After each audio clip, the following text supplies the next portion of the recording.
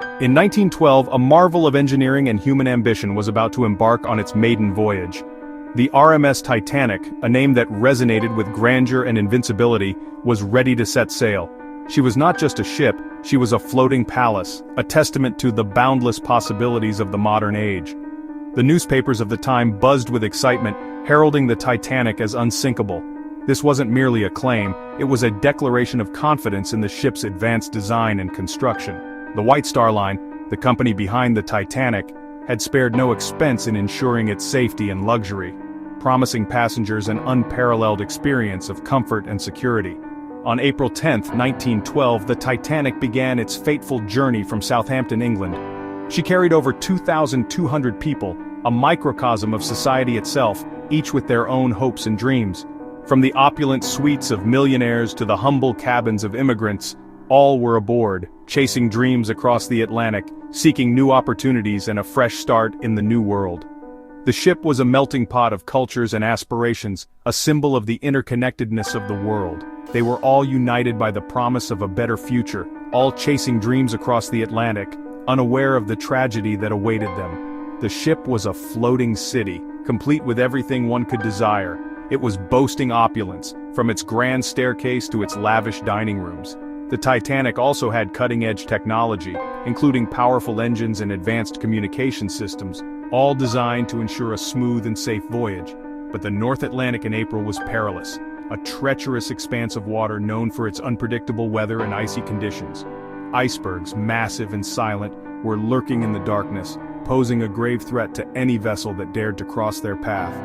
On April 14th, a massive iceberg appeared too late to avoid, a looming shadow in the night. The Titanic's hull was fatally gashed below the waterline, a deep wound that would ultimately lead to its demise. At first, many passengers barely noticed the collision, dismissing it as a minor jolt, but water quickly flooded the lower decks, a silent and relentless invasion that spelled disaster. Designer Thomas Andrews, the man who knew the ship best, delivered the grim news, his face etched with despair. He somberly announced that the ship would sink within hours, a death sentence for the unsinkable Titanic. Panic spread as the crew prepared lifeboats, a desperate attempt to save as many lives as possible. But there were far too few for everyone aboard, a cruel twist of fate that sealed the doom of many. At 2:20 a.m. on April 15th, the Titanic broke apart, a horrifying spectacle of destruction and despair. The mighty vessel vanished beneath the waves, taking with it the hopes and dreams of so many. Over 1,500 lives were lost in the freezing water, their bodies succumbing to the icy grip of the Atlantic, their cries fading into silence, swallowed by the vast and indifferent ocean. The world awoke to the shocking news, struggling to comprehend the magnitude of the tragedy. The unsinkable ship was gone, a stark reminder of the limits of human hubris. The disaster shattered an era's confidence in technology and human achievement, leaving a deep scar on the collective psyche. The Titanic became a legend, a cautionary tale of ambition, innovation, and the unforgiving power of nature. Her resting place a mystery for decades, a secret hidden beneath the waves. She was lost to the abyss, a silent monument to a bygone era. She was a ghost waiting to be found, a haunting reminder of the fragility of life and the enduring power of the sea. As a young boy, I was captivated by stories of adventure and exploration. But it was the tale of the Titanic that truly seized my imagination, a magnificent ship, a tragic fate, and a mystery shrouded in the depths of the ocean. I pored over books, newspaper articles, and photographs trying to piece together the events of that fateful night. The more I learned, the more I felt compelled to uncover the truth. The Titanic story wasn't just a historical event, it became my life's obsession, a driving force that would shape my career and lead me on an extraordinary quest. But finding her, resting miles beneath the surface, would be no easy task. It would require new technology, pushing the boundaries of what was possible in deep-sea exploration. It demanded relentless determination, a refusal to give up in the face of seemingly insurmountable challenges. And above all, it required a deep respect for the sea, understanding its power and its secrets. The ocean is not to be trifled with, and any attempt to explore its depths must be approached with humility and reverence. In the 1970s, deep-sea exploration was in its infancy, a field still grappling with the limitations of existing technology. The challenges were immense, but so was the potential for discovery. At Woods Hole Oceanographic Institution, a hub of innovation and exploration, we pioneered the development of advanced submersibles and remotely operated vehicles, tools that would become essential in our quest to reach the Titanic. From the beginning, I saw the wreck not as a potential source of salvage, a treasure trove to be exploited. I viewed it as a sacred memorial, a final resting place for the more than 1,500 souls who perished in the tragedy. My primary goal was to find and document the ship, to capture its image and share its story with the world. It was a mission driven by respect and remembrance, not by the desire to profit from her remains. Traditional search methods had failed to locate the Titanic, relying on sweeping vast areas of the ocean floor with sonar, a strategy that proved largely ineffective and offered little hope of success.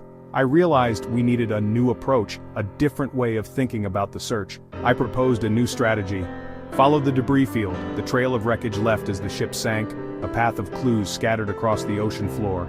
I reasoned that if we could find the scattered pieces, the massive boilers that once powered the ship, the luggage and personal belongings of the passengers, the fragments of the hull itself, they would ultimately lead us to the Titanic herself, the heart of the mystery. This innovative approach, paired with the development of advanced underwater imaging technology, gave us our best chance of success. The search for the Titanic was more than just a scientific expedition. It was a personal mission, and a tribute to a pivotal moment in history, a chance to honor the lives lost and preserve their memory.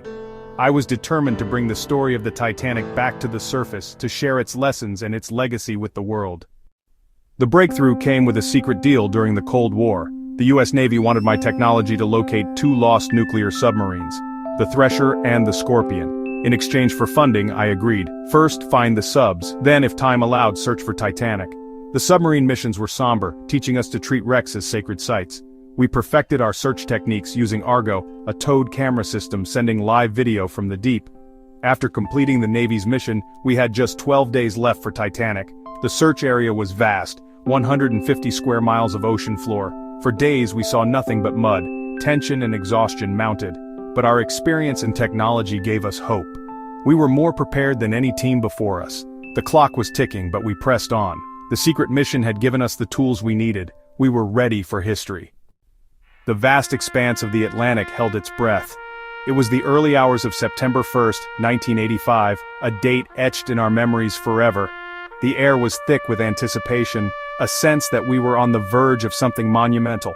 Everything changed in those pivotal moments. The ocean's surface, usually a canvas of blues and greens, seemed to reflect the gravity of our mission. The deep-sea exploration equipment hummed with purpose, ready to unveil secrets hidden for decades. Nearing the end of our allotted time, a small, dedicated team huddled together, their eyes glued to the monitors in the cramped control van. Each blip and signal was scrutinized. Every flicker of light held the potential for discovery. The atmosphere was electric, a mixture of hope and nervous energy. Suddenly, an anomaly. Man-made debris, scattered and fragmented, appeared on the sonar screen. It was faint at first, a whisper in the deep, but it grew stronger with each passing moment. The underwater camera confirmed what we dared to hope. We were on the right track.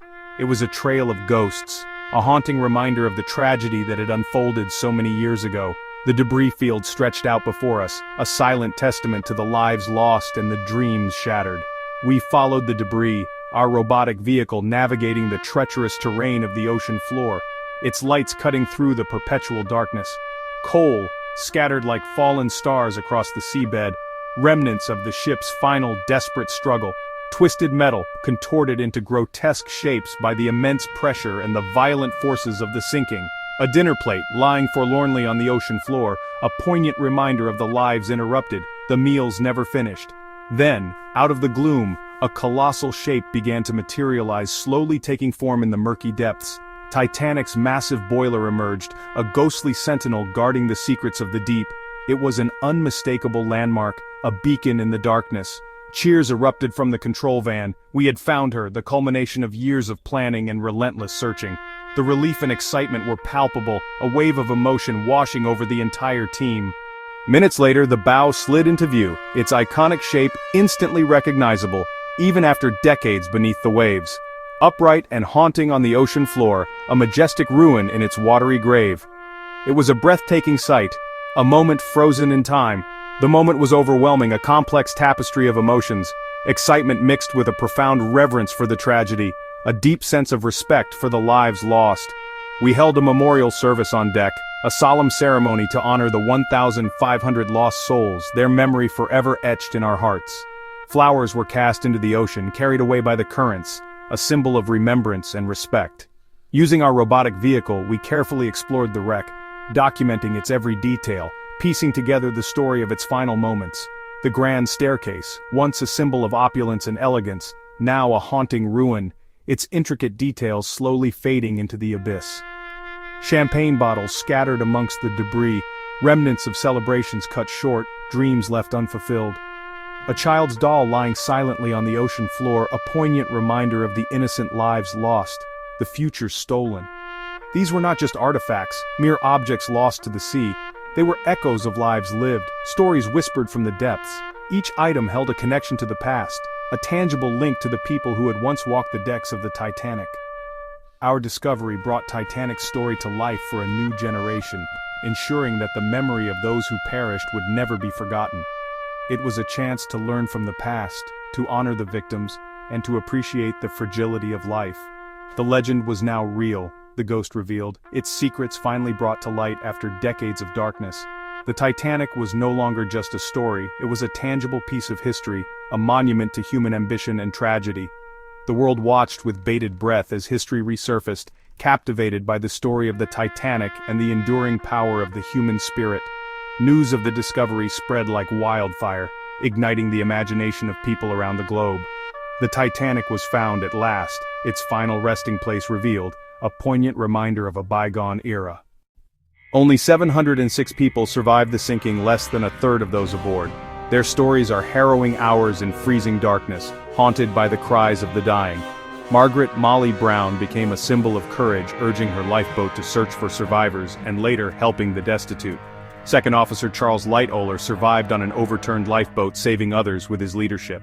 Survivors like Eva Hart spoke out for decades, ensuring the tragedy's lessons were not forgotten. These personal accounts give voice to the silent wreck, reminding us of the human cost. The Titanic's story is filled with lesser-known details. 12 dogs were aboard. Only 3 small breeds survived, carried onto lifeboats. The ship nearly collided with the SS New York in Southampton, a near miss that some saw as a bad omen. A coal fire burned in the ship's bunker before departure, possibly weakening the hull where the iceberg struck. These facts add complexity to the tragedy. They reveal how fate, coincidence, and human error converged that night. History often hides in the overlooked details. Myths have clouded the Titanic's story for a century. Contrary to legend, the ship wasn't racing for a speed record. She was keeping a standard schedule. Overconfidence in technology, not recklessness, led to disaster. Another myth, that Titanic sank in one piece. Survivors' accounts of the ship breaking apart were long dismissed. Our 1985 discovery proved the ship split in two, confirming the truth at last. Separating fact from fiction honors the real history and those who lived it. The reality is more powerful than the legend. The SS Californian, just miles from Titanic, saw her distress rockets but failed to respond. Misunderstandings and assumptions led the crew to ignore the signals. Had they acted, many lives might have been saved. The Californian became a ghost ship, forever linked to the tragedy it failed to prevent. Inquiries criticized Captain Lord's inaction. The story is a chilling lesson in the dangers of assumption and poor communication. Sometimes, the greatest tragedies are those we could have prevented. The Titanic endures because it's more than a shipwreck, it's a parable of ambition, hubris, and loss. The disaster shattered faith in technology and exposed the limits of human control. The ship was a microcosm of society, its fate touching every class and background. My discovery made the legend real, turning myth into memory. The wreck is a solemn memorial, a direct link to the 1,500 lost souls. Each generation finds new meaning in the story, a cautionary tale about humility and respect for nature. The Titanic story remains unsinkable, sailing on in our collective memory. It is a legend that will never fade.